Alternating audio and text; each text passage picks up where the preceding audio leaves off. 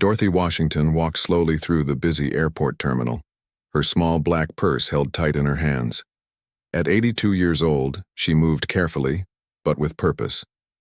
Her best Sunday dress was pressed and clean, and she wore the small, gold pin that had belonged to her late husband on her collar. Today was special. She was flying to Los Angeles to see her granddaughter graduate from college. The ticket in her purse had cost her most of her savings from 3 months of careful budgeting. She had never flown first class before, but this trip was important. Her granddaughter was the first person in their family to finish college, and Dorothy wanted to celebrate properly. She had worked extra shifts at the local community center to save enough money for the expensive ticket. At the gate, Dorothy sat quietly and watched other passengers. Most of them looked different from her. They wore expensive clothes and carried fancy bags. Some talked loudly on their phones about business deals and vacation plans. Dorothy felt a little nervous, but she reminded herself that she had every right to be there. She had paid for her ticket just like everyone else. When they called for first-class boarding, Dorothy stood up and joined the line. A few people looked at her with surprise. One woman whispered something to her husband and pointed in Dorothy's direction. Dorothy pretended not to notice and kept looking straight ahead. She had dealt with looks like these her whole life. The airplane was bigger than Dorothy expected. She found her seat, 2A, right by the window in the front section. The seat was wide and comfortable, covered in soft leather. Dorothy had never sat in anything so fancy. She put her small bag under the seat in front of her and buckled her seatbelt. Through the window, she could see workers loading bags onto the plane. As more passengers came on board, Dorothy noticed how they stared at her. Some seemed confused, others looked annoyed. A man in an expensive suit sat across from her and kept glancing in her direction. A woman with diamond earrings whispered to her friend while looking at Dorothy.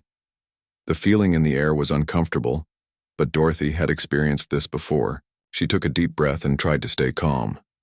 Lisa Martinez, one of the flight attendants, walked through the first-class section checking on passengers. She was young, maybe 30 years old, with her hair pulled back in a perfect bun. Her uniform was crisp and her smile looked practiced. When she reached Dorothy's row, her smile seemed to freeze for a moment. "Good morning," Lisa said, but her voice sounded different than when she talked to other passengers. "Can I see your boarding pass, please?" Dorothy reached into her purse and pulled out the boarding pass. Her hands shook slightly as she handed it over. Lisa looked at it for a long time, longer than she had looked at any other passenger's ticket. "I think there might be a problem," Lisa said, still holding the boarding pass. "Are you sure you're in the right seat?" "Yes, ma'am," Dorothy replied politely. "Seat 2A. That's what my ticket says." Lisa looked around the first-class section, then back at Dorothy. "Sometimes our computer system makes mistakes. Let me check with my supervisor. You might be more comfortable in the main cabin. We have some very nice seats back there." Dorothy felt her heart start to beat faster. She knew what was happening, but she tried to stay polite. "I paid for this seat. I saved for 3 months to buy this ticket. I'd like to stay here, please." Other passengers began to pay attention to the conversation. Some looked away uncomfortably while others watched with interest. The man in the expensive suit put down his newspaper and listened. The woman with diamond earrings stopped whispering to her friend. Lisa's smile became more forced. "Ma'am, I understand, but sometimes there are mix-ups. The computer shows that this seat might have been double booked. I'm just trying to help solve the problem." "My ticket clearly shows seat 2A, Dorothy said, her voice still calm but a little stronger. "I checked in online yesterday and the lady at the gate confirmed my seat. There's no mix-up." The tension in the cabin grew thicker. Several passengers pulled out their phones, though Dorothy didn't notice. She was focused on staying calm and standing up for herself. She thought about her late husband, William, and how he always told her to be proud and never let anyone make her feel small. Lisa looked frustrated now. She glanced around at the other passengers, probably hoping someone would support her, but most people looked away. "Ma'am, I'm going to have to insist. Company policy requires us to resolve seating issues before takeoff. I can get you a very nice seat in coach and we'll give you extra peanuts and a free drink." "I don't want extra peanuts," Dorothy said quietly. "I want to sit in the seat I paid for." A businessman named Paul Stevens, who was sitting in seat 1B, finally spoke up. "Excuse me," he said to Lisa, "but this lady seems to have a valid ticket for that seat. What exactly is the problem?" Lisa turned red in the face. "Sir, this is a first-class cabin issue. I'm handling it according to company policy." "What policy?" Paul asked. "She has a first-class ticket for a first-class seat. I don't see the problem." Other passengers started to murmur among themselves. Some seemed uncomfortable with what they were seeing. Others began to take pictures and videos with their phones. Dorothy noticed the attention but didn't understand why so many people were suddenly interested in her situation. Dorothy opened her purse and pulled out a small photo. It showed her in a nurse's uniform from many years ago, standing next to a hospital. "I worked as a nurse for 40 years, she said quietly to Lisa. "I served in 3 different hospitals and helped thousands of patients. I retired 2 years ago. I saved my money to buy this ticket so I could see my granddaughter graduate from college. I'm not trying to cause trouble. I just want to sit in the seat I paid for and fly to see my family." Lisa looked at the photo, then at Dorothy's kind face.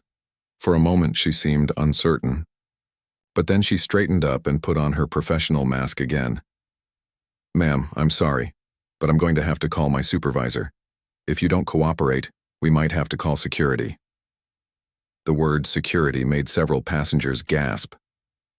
Dorothy felt scared for the first time since boarding the plane. She had never been in trouble with security before. She had never been in trouble with anyone before. All she wanted was to sit in her seat and fly to her granddaughter's graduation. From the cockpit, Captain Robert Hayes could see what was happening in the first-class cabin. He had been a pilot for 25 years and had seen many situations, but something about this one bothered him deeply. He watched the elderly woman sitting calmly in her seat, while the flight attendant seemed to be giving her a hard time. The captain decided he needed to find out what was going on. Captain Robert Hayes stood up from his seat in the cockpit and walked toward the cabin door. He could see the situation getting worse in the first-class section. The elderly woman was still sitting calmly in her seat, but the flight attendant was talking louder now. Other passengers were watching, and some were holding up their phones to record what was happening. Captain Hayes was a tall man with gray hair and kind eyes. He had been flying planes for 25 years and had seen many difficult situations, but something about this scene made him feel uncomfortable. The old woman looked scared, and the flight attendant seemed angry about something that didn't make sense to him. Lisa Martinez walked away from Dorothy's seat to talk to her supervisor. She was breathing hard and looked upset. Dorothy sat alone in her seat, holding her small purse tight in her hands. She was trying not to cry, but her eyes were wet with tears. She had never been treated like this before, especially not in front of so many people. Paul Stevens, the businessman who had spoken up earlier, leaned over toward Dorothy. "Are you okay, ma'am?" he asked gently. "Don't let them push you around. You have every right to be here." Dorothy looked at him with grateful eyes. "Thank you," she whispered. "I just want to see my granddaughter graduate. I don't understand why this is so hard." A woman sitting behind Dorothy named Mary Johnson also spoke up. "This is wrong," she said loud enough for other passengers to hear. "This lady has a ticket just like everyone else. Why is she being treated differently?" More passengers began to talk among themselves. Some were taking videos with their phones. Others looked uncomfortable and tried to mind their own business. But everyone could feel that something unfair was happening. Lisa came back with her supervisor, a woman named Karen Lewis. Karen was older than Lisa and had been working for the airline for 15 years. She walked over to Dorothy's seat with a fake smile on her face. "Good morning," Karen said in a sweet voice that didn't sound real. "I understand there's been some confusion about your seat assignment. I'd like to help solve this problem for everyone." Dorothy looked up at both women standing over her. She felt small and scared, but she tried to be brave. "There's no confusion," she said quietly. "This is my seat. I have my boarding pass right here." Karen looked at the boarding pass again, even though Lisa had already checked it twice. "Yes, I can see that, but sometimes our computer system has problems. We think you might be happier in one of our excellent economy seats. We have a very nice aisle seat available and we'll give you a free meal and a voucher for your next flight. I don't want a voucher, Dorothy said, her voice getting a little stronger. I want to sit in the seat I paid for. I saved for 3 months to buy this ticket. Karen's smile disappeared for a moment, then came back even faker than before. Ma'am, I'm trying to be nice about this, but if you don't cooperate, we'll have to take other steps. We can't delay this flight because of one passenger. Paul Stevens stood up from his seat. Excuse me, he said loudly. What exactly is the problem here? This woman has a valid first-class ticket. She's not bothering anyone. She's not drunk or causing trouble. Why are you trying to move her? Other passengers began to speak up too. A young man named Tony Rodriguez said, "This doesn't look right to me." An older woman named Betty White added, "I've been flying for 30 years and I've never seen anything like this." Karen looked around at all the passengers who were now paying attention. She could see phones recording everything. She knew this could become a big problem for the airline if the videos went on the internet. "This is a private company matter," Karen said, trying to sound official. "We have policies about seating assignments and sometimes we need to make changes for safety reasons." "What safety reasons?" asked Mary Johnson. She's sitting quietly in her seat with her seatbelt on. She looks safer than most of us. Dorothy felt embarrassed that so many people were talking about her, but she was also grateful that some passengers were defending her. She had never expected strangers to stand up for her like this. Lisa looked nervous now. She whispered something to Karen, who nodded and then spoke louder. "Look, everyone, we're just trying to follow company policy. Sometimes there are computer errors and we need to fix them before takeoff. If this passenger would just cooperate, we could solve this quickly and be on our way." Dorothy opened her purse and pulled out an old wallet. Inside was a card that showed she was a retired nurse. She also had a small photo of herself in uniform from many years ago. "I worked in hospitals for 40 years, she said, showing the photo to Karen. "I helped sick people every day. I never caused trouble for anyone. I just want to fly to Los Angeles to see my granddaughter graduate from college. She's the first person in our family to finish college." Some passengers said, "Aw," when they heard about the graduation.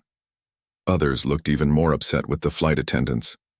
A man named David Clark said, "Let the lady go to her granddaughter's graduation in peace." Karen was getting frustrated. She could see that the passengers were on Dorothy's side, and she knew the situation was getting out of control. "Ma'am," she said to Dorothy, "I'm going to give you one more chance to move to economy class voluntarily. If you refuse, we'll have to call airport security to remove you from the plane." The word security made everyone gasp.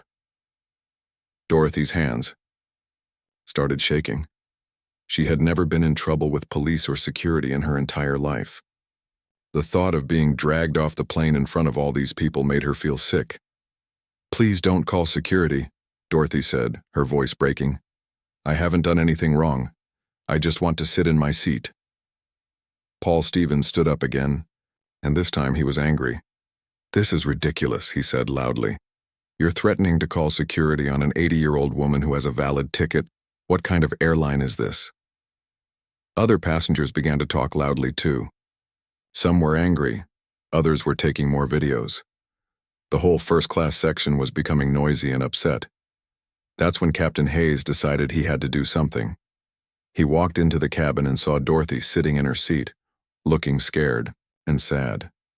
He saw the 2 flight attendants standing over her like she was a criminal. He saw angry passengers taking videos and talking loudly. He knew this situation was wrong, and he knew he had to fix it. Captain Hayes walked straight to Dorothy's seat. He was tall and wore his pilot uniform with pride. When he spoke, his voice was calm but strong enough for everyone to hear. Captain Robert Hayes walked slowly toward Dorothy's seat. The entire first-class cabin became quiet when they saw him coming. His pilot uniform looked official and important, and his face was serious but kind. Lisa and Karen stepped back when they saw him approaching. "Good morning," Captain Hayes said to Dorothy with a gentle smile. "I'm Captain Hayes and I'll be flying this plane today. I couldn't help but notice there seems to be some confusion here. May I ask your name?" Dorothy looked up at the tall captain with relief in her eyes. "My name is Dorothy Washington, sir. I'm trying to fly to Los Angeles to see my granddaughter graduate from college. Captain Hayes sat down in the empty seat next to Dorothy. This surprised everyone, including the flight attendants. Captains usually didn't sit with passengers, especially when there was a problem happening. "Mrs. Washington," he said respectfully, "may I see your boarding pass?" Dorothy handed him the boarding pass with shaking hands. Captain Hayes looked at it carefully, then looked at the seat number above Dorothy's head. "This says seat 2A, and you're sitting in seat 2A. Everything looks correct to me." Lisa stepped forward quickly. "Captain, there's been a computer error. The system shows this seat might be double booked. We're just trying to fix the problem before takeoff." Captain Hayes looked at Lisa with a serious expression. "Show me the computer error," he said calmly. Lisa looked nervous.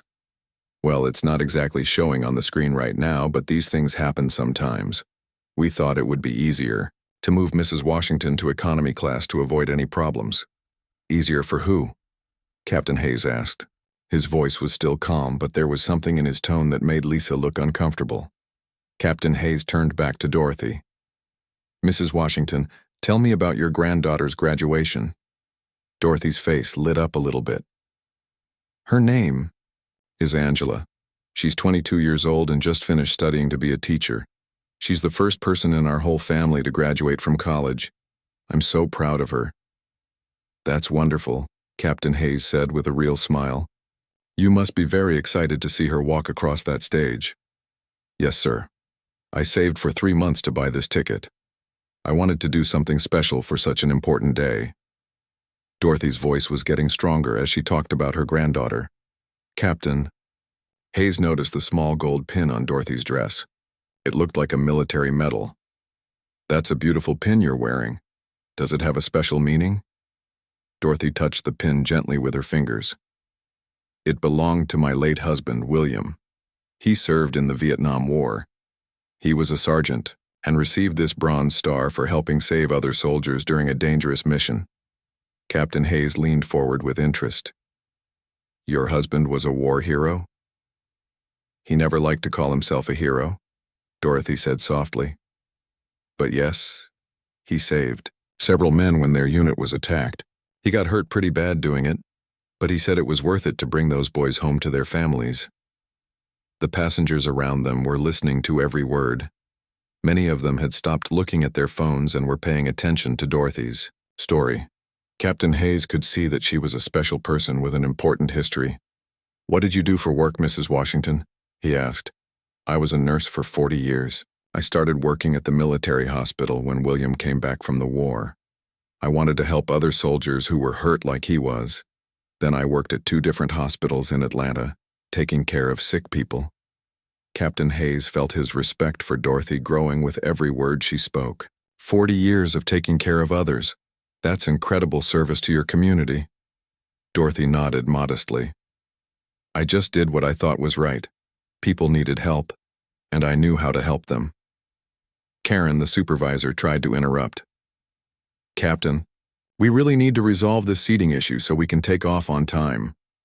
Captain Hayes stood up and looked at Karen with a stern expression. "The only issue I see is 2 employees harassing a passenger who has a valid ticket for her assigned seat. Mrs. Washington will not be moving anywhere." Lisa's face turned red. "But Captain, the policy says we can reassign seats if there are problems." "What problems?" Captain Hayes asked firmly.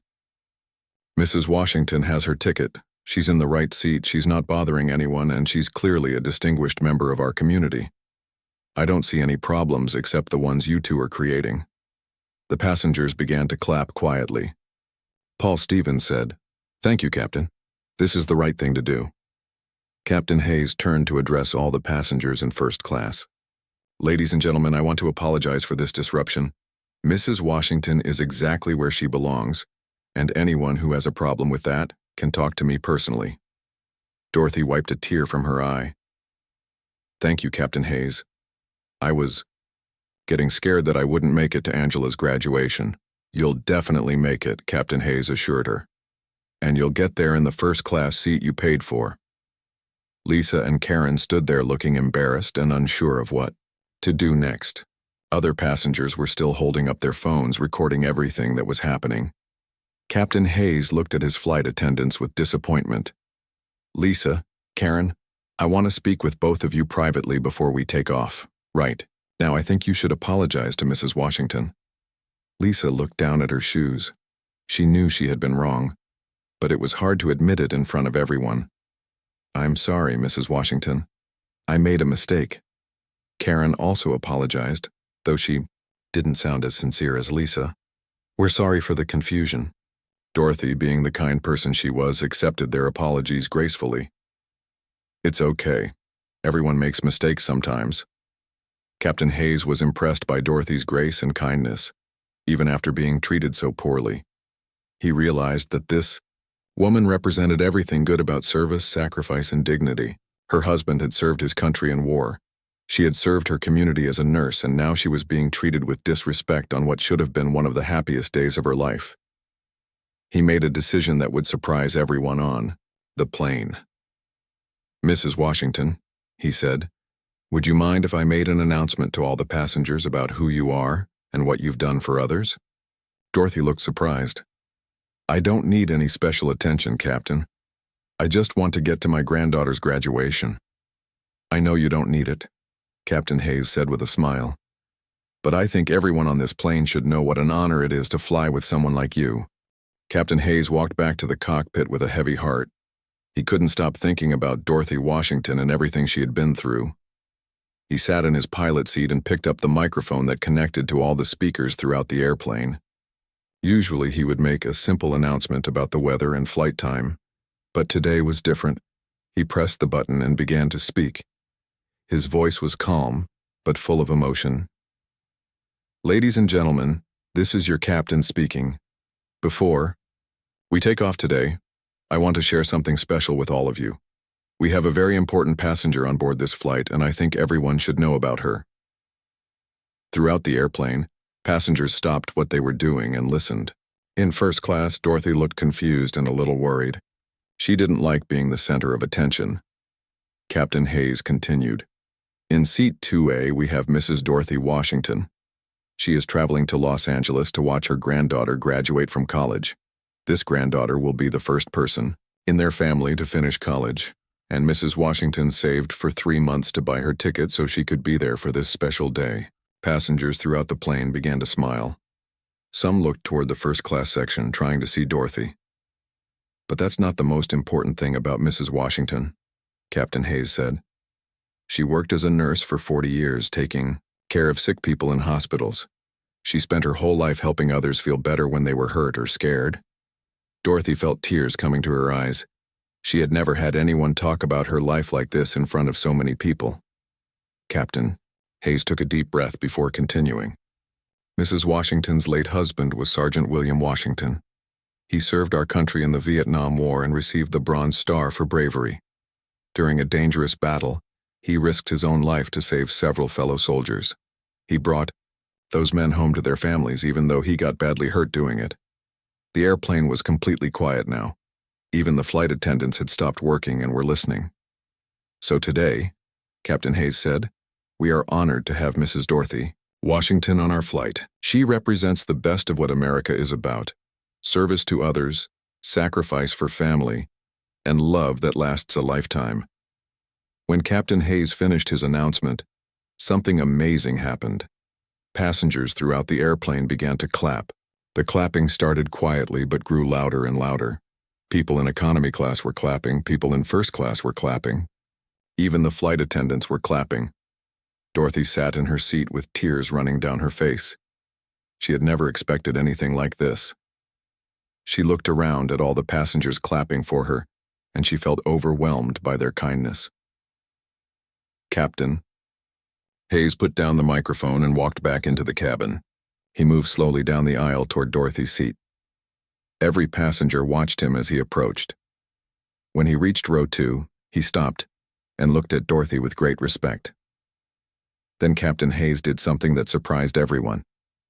He reached up and removed his captain's hat. This was very unusual. Pilots almost never took off their hats during flight operations, but Captain Hayes held his hat in his left hand and stood straight and tall. "Mrs. Washington, he said in a voice loud enough for everyone to hear. "On behalf of everyone on this airplane and in honor of your service and your husband's sacrifice, I want to give you the respect you deserve." Then Captain Hayes raised his right hand to his forehead in a perfect military salute. He held the salute for several long seconds, looking directly at Dorothy with honor and respect. Dorothy gasped and put her hand over her heart. She had not seen a military salute since her husband's funeral 5 years ago. The sight of this airplane captain saluting her brought back memories of William in his uniform, proud and strong. Slowly, Dorothy stood up from her seat. Even though she was 82 years old and her legs were a little shaky, she stood as straight as she could. She had seen her husband return salutes many times during his military service. She knew what to do. Dorothy raised her hand to her forehead and returned Captain Hayes's salute. Her hand was trembling, but her salute was proud and proper. For a moment, the elderly woman and the airplane captain stood there saluting each other, while hundreds of passengers watched in amazement. The clapping grew even louder. Some passengers were crying. Others were taking pictures and videos. But now they were doing it to capture a beautiful moment instead of a bad one. When Captain Hayes finally lowered his hand, Dorothy lowered hers too. But she remained standing, looking at him with gratitude and dignity. "Thank you, Captain," she said softly. "William would have been so proud." Captain Hayes put his hat back on his head and smiled warmly at Dorothy. "Mrs. Washington, your husband would be proud of you. You have carried on his legacy of service and honor. It has been my privilege to meet you today." Other passengers in first class began to stand up too. Paul Stevens stood and began clapping again. Mary Johnson stood and clapped.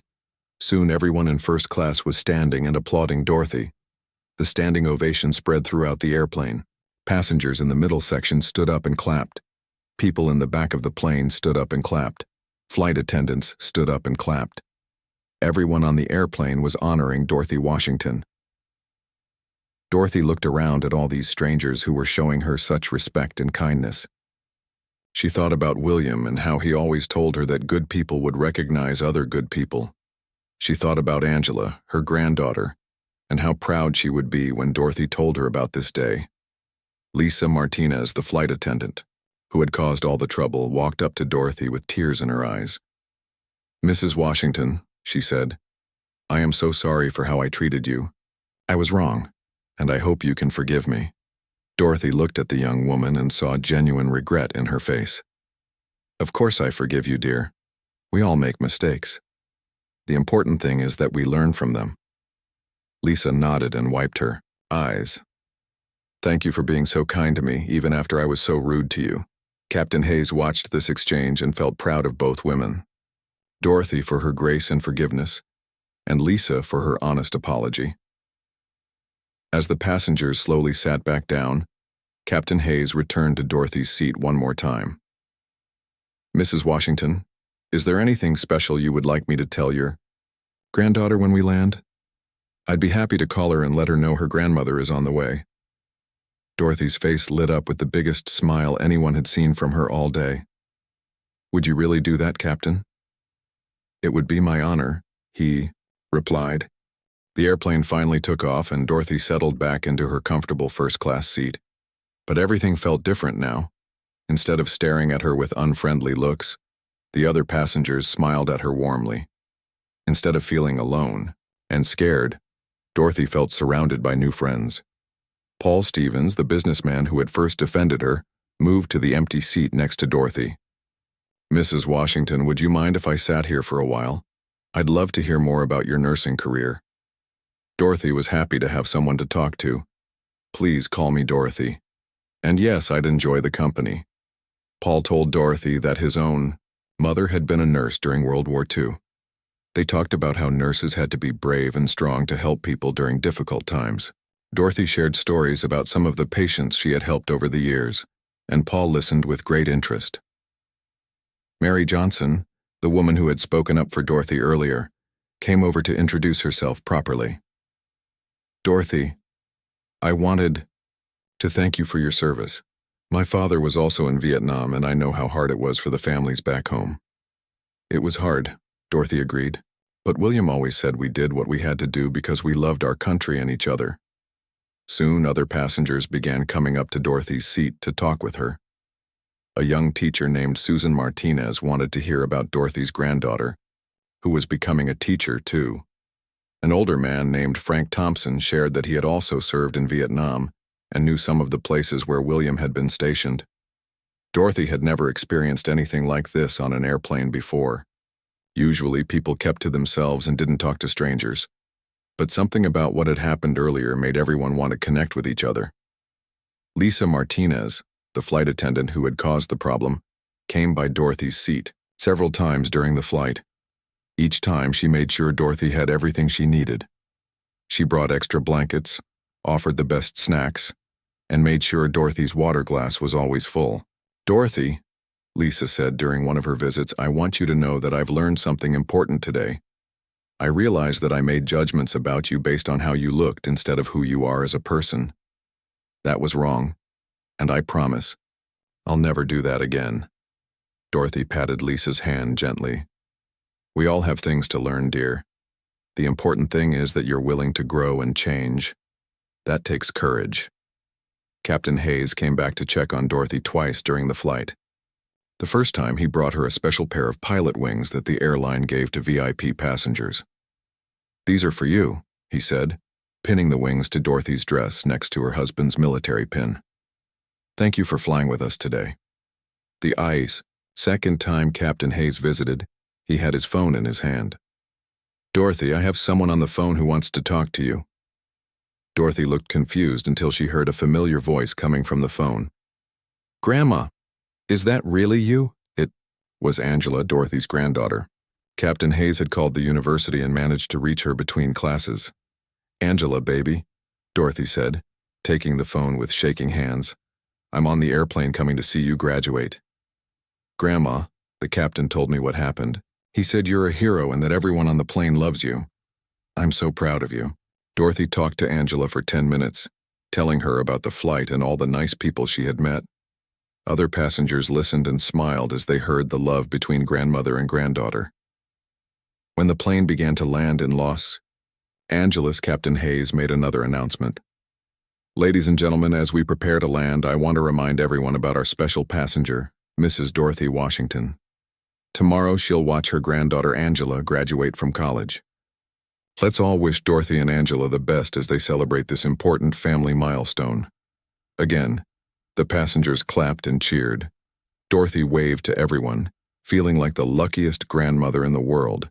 As the plane rolled to the gate, passengers began taking out their phones to exchange contact information with Dorothy.